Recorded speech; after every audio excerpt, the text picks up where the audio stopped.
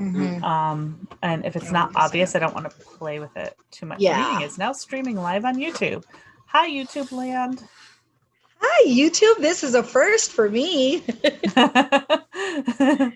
All right, let's see here.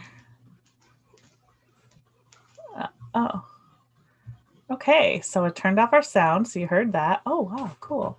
All right, let's see here. Is there any way we can go? Well, you know what? Let's just share this on Facebook. Okay. We're going to share it on a page we manage. Posting ads. I don't know if I can cross feed this. Pink Sage and I are pivoting to live on YouTube since Facebook is being silly. Hello, Mercury. Exactly. All right. Oh. All right. So post to Facebook. Great. Well, we got a post. Great.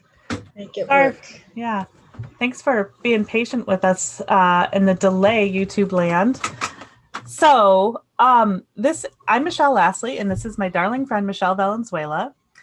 I am out of costume. Our costume would include red lipstick each, and she's like rocking it. So we have been doing this on Facebook for a little bit now, where we have been going live about once a week so that we can chat about the moon and use whatever we know about the moon's energy to be able to best guide our week ahead. And we're doing this every Tuesday, like around 3:30 p.m. Pacific time, and pending tech challenges and whatever we have to rehearse. So, that's just the way it goes for this 2-woman show. So thanks for being here.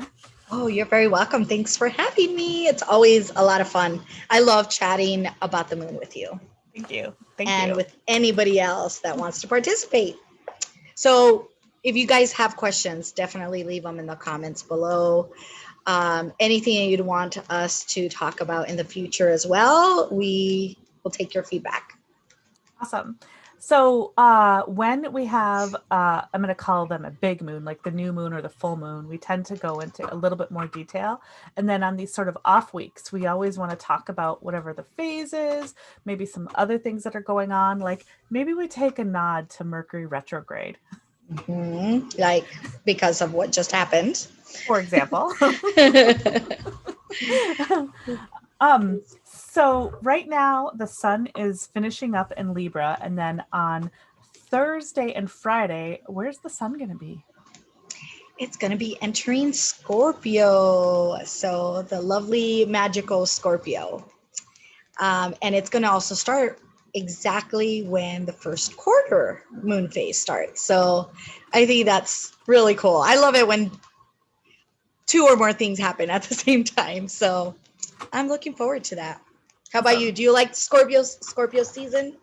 As a rule, yes. I like anything that happens to be in. So I have always really enjoyed my 2 favorite seasons are the spring and summer. And now if you want to kind of like put like a witchy veil onto it, understanding that that's when, the different cultures around the world say that the veil between worlds is thinnest. I like it as the transition piece because like just physically, like watching our physical world living in the Northern Hemisphere, I love watching the colors on the leaves change. So beautiful. I love watching the blooms wake up in the spring. So as far as like November goes, and it's this time where we can get on our sweaters and we can get cozy, have our warm liquids. Yes, all of that. I love it. Yeah. And then if you want to take it like, so Scorpio, right? So like right now we're Libra, which is, justice and beauty and all sorts of things. And then when we move into Scorpio season, as we continue into shadow time, right? And so like coming up, we're going to have Samhain or All Hallows Eve or Halloween, right? Or All Saints Day, Day of the Dead, lots of corresponding holidays. Like then that's our marker where we're getting into shadow time, Scorpio season, and then Capricorn, where if we were to really honor those things, that's where we're going to sort of dig in and quiet down, maybe not do as much. And I would love, so my hope, when you say, do I like Scorpio season? My hope is that as a society, we can be re-honor those times and be quiet. Yes. Oh my gosh, yes. Please, let's manifest this because I think we need it. And that's actually one of the things that I'm recommending people do is to quiet down. I mean, I love using technology, don't get me wrong, but it's one of the things that we need to take a break from is this moon in particular that's going to begin in Capricorn.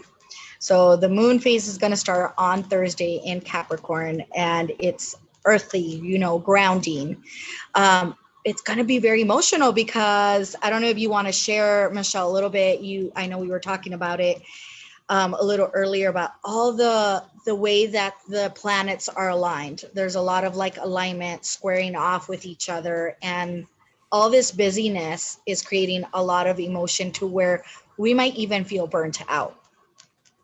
Am I correct?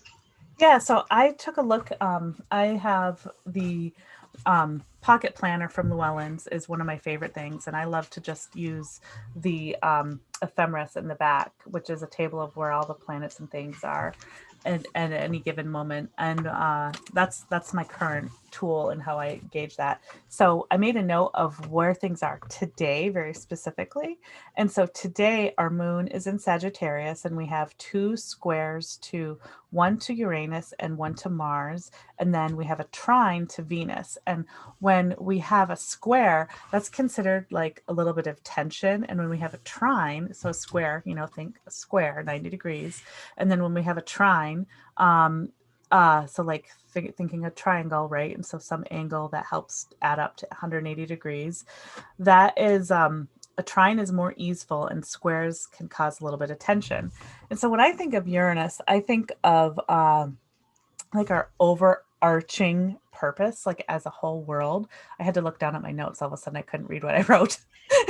And then when I think of Mars, I think of Mars as like part of like our drive that kind of pushes. And so then very generally, I like to think of the moon as our feels. So the moon, our feels in Sagittarius fire sign in a square, so adding some tension to maybe our purpose in Uranus and our dreams. Maybe Neptune's also dreamy, but I'm not looking at Neptune.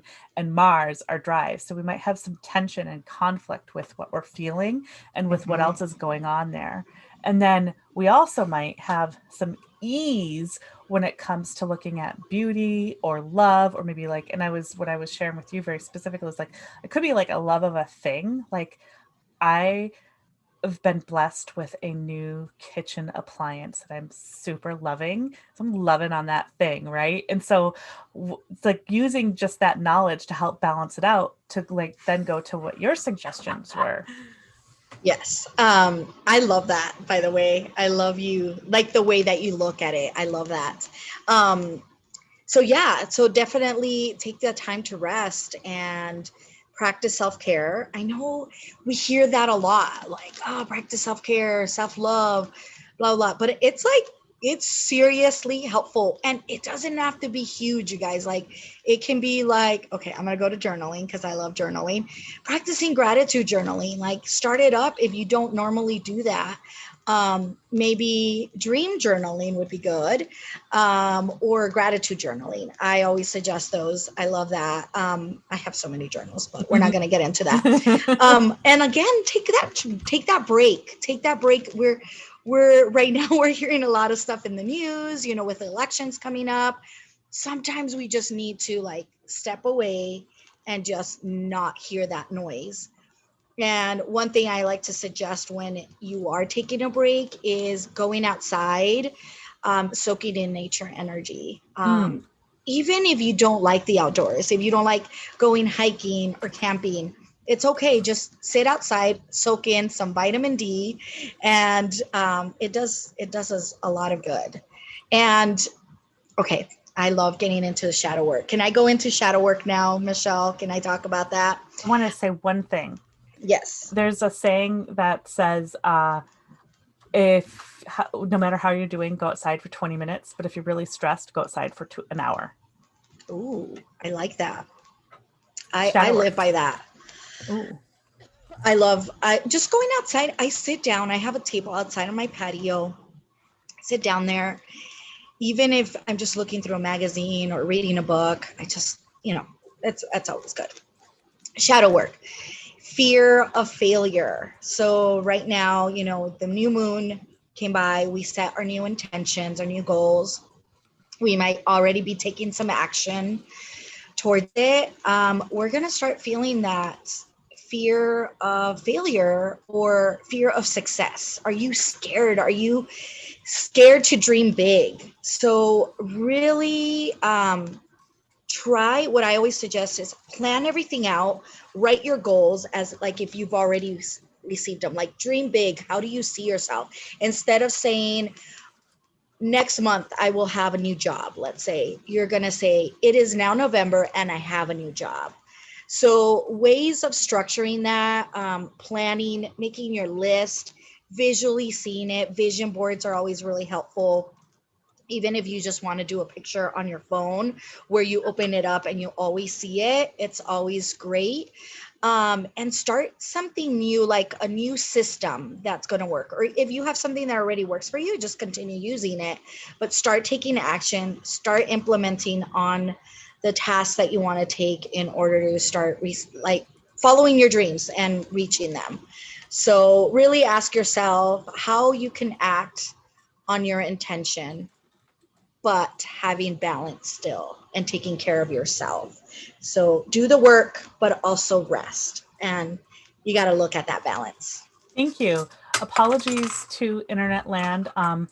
Hopefully this didn't happen on the recording, but on my end, your sound blipped out for like 10 seconds. But I think you recapped what you said. So we'll just go with it. Good work. Yeah. Good job, Michelle. Thank you. Thank See, you, I felt Mercury. it. I knew it. I knew that happened. We take a moment of gratitude for when technology fails us. Like, I am so being serious because, like, one of the hats that I wear is supporting people in their technology. And the thing that we all like to say is technology is great when it works, right? But it's so easy to get down on it when it doesn't work.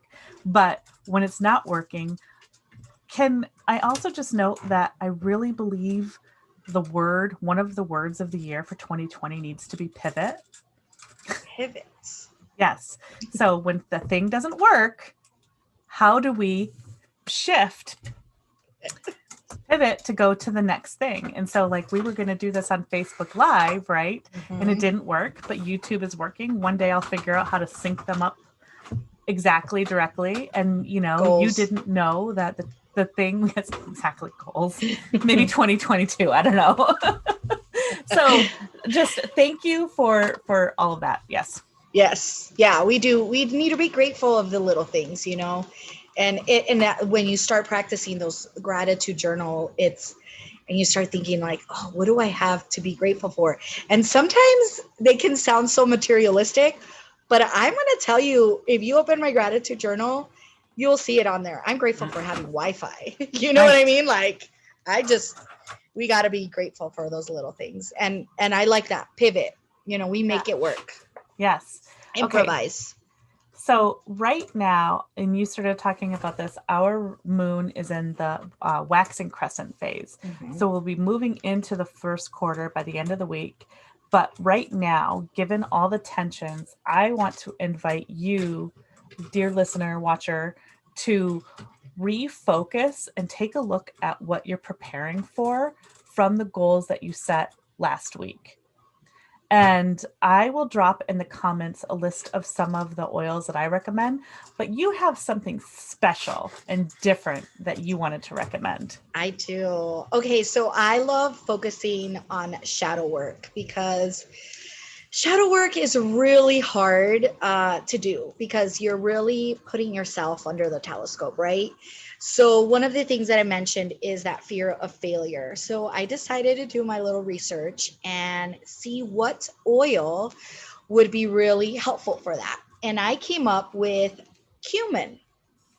Cumin is the oil of balanced ambition. And I'm using my emotional resource, which is Essentials Emotions. And I love this book because it tells you negative emotions, and there's fear of failure on there and what it converts it to. So what it's going to help you do. So I want to mention a little bit of the negative emotions and why I chose this oil. When you're overly ambitious, so that's when you're working really hard, you're not resting, you're not taking care of yourself. Insensitive, attachment to outcomes, you're more focused with the outcome than the action or the work that you're putting into it. Self-centered, fear of failure, and scarcity mindset. So you're thinking, oh, I need to do this because I don't have enough of this. So what it's going to help it convert it into its balanced seal, being more considerate, being respectful, non-attachment to success. So you're doing it with integrity and because you have passion for it, and abundant thinking. So it's going to help you have that, gratitude to what you have and knowing that you have abundance. But there was one sentence on here that I really liked what it said. It said, cumin encourages the positive aspects of zeal that come from feeling secure, respectful, valuable, and energized without being overbearing. And I think that is really suitable for this moon, this phase of the moon. So how would people use cumin? So cumin can actually be used topically, aromatically, and internally as well. With topically, for me, I feel like it's really strong, but it is recommended to use on your solar plexus. So focusing on the gut, maybe diluting it with some fractionated coconut oil. You just rub it on your stomach. You could do it on the bottom of your feet. For those of you who don't like the smell, if it's really strong, you could just, from the bottle, just breathe it in. You could do blends also, blend something that smells like fall with maybe some wild orange. And then you could actually use it to cook with as well.